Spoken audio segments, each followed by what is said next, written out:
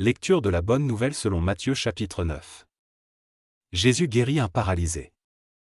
Jésus monte dans la barque, il traverse le lac et il va dans sa ville. Des gens lui amènent un paralysé couché sur une natte.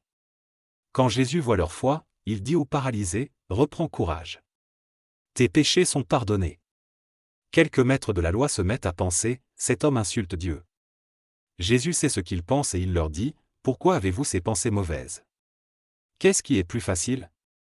Dire, tes péchés sont pardonnés, ou dire, lève-toi et marche. Eh bien, vous devez le savoir, le Fils de l'homme a le pouvoir de pardonner les péchés sur la terre. Alors Jésus dit au paralysé, lève-toi, prends ta natte et rentre chez toi. L'homme se lève et il rentre chez lui. Quand les foules voient cela, elles ont peur. Elles disent, gloire à Dieu. Il a donné un très grand pouvoir aux hommes. Jésus appelle Matthieu à le suivre. Jésus s'en va. En passant, il voit un homme appelé Matthieu assis au bureau des impôts. Jésus lui dit, « Suis-moi. » Matthieu se lève et il suit Jésus. Ensuite, Jésus prend un repas dans la maison de Matthieu.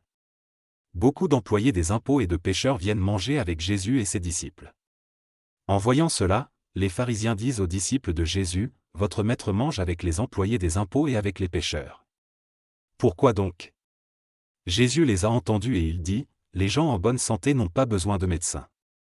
Ce sont les malades qui en ont besoin.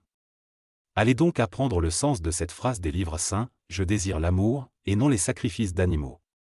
En effet, je ne suis pas venu appeler ceux qui se croient justes, mais ceux qui se reconnaissent pécheurs.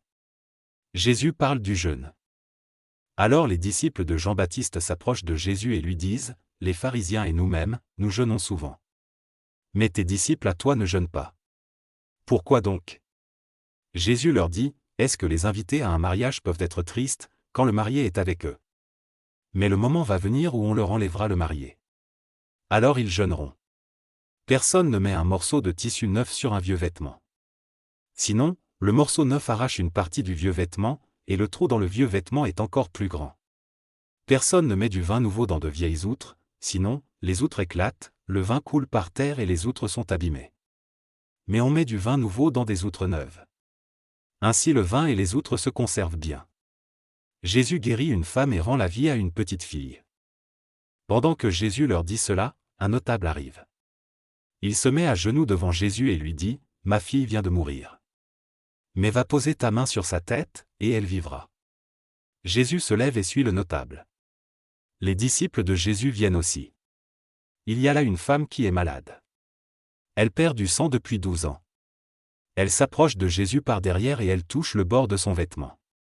En effet, elle se dit, si seulement je touche son vêtement, je serai guérie. Jésus se retourne, il la voit et lui dit, reprends courage.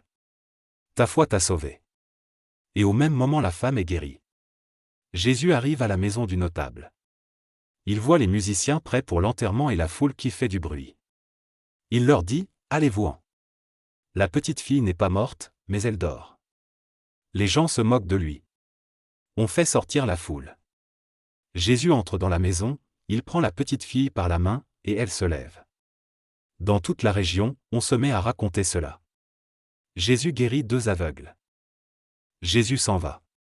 2 aveugles se mettent à le suivre en criant, « Fils de David, aie pitié de nous. » Jésus entre dans la maison. Les aveugles s'approchent de lui, et Jésus leur dit, « Est-ce que vous croyez que je peux faire cela ?»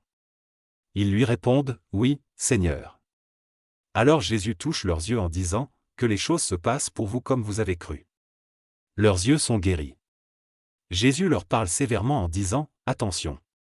Personne ne doit le savoir. » Mais quand les aveugles sont sortis, ils parlent de Jésus dans toute la région. Jésus guérit un homme muet. Au moment où les aveugles sortent, on amène à Jésus un homme qui est muet, à cause d'un esprit mauvais. Jésus chasse l'esprit mauvais, et le muet se met à parler. Les foules sont très étonnées et elles disent, « On n'a jamais vu cela en Israël. » Mais les pharisiens disent, « C'est le chef des esprits mauvais qui donne à Jésus le pouvoir de chasser ces esprits. » Jésus a pitié des foules. Jésus passe dans toutes les villes et dans tous les villages. Il enseigne dans les maisons de prière juives, il annonce la bonne nouvelle du royaume, il guérit toutes les maladies et toutes les douleurs. Jésus voit les foules et son cœur est plein de pitié. En effet, les gens sont fatigués et découragés, comme des moutons qui n'ont pas de berger. Alors Jésus dit à ses disciples, « Il y a une grande récolte à faire, mais les ouvriers ne sont pas assez nombreux. Demandez donc au propriétaire de la récolte d'envoyer encore des ouvriers pour faire sa récolte. »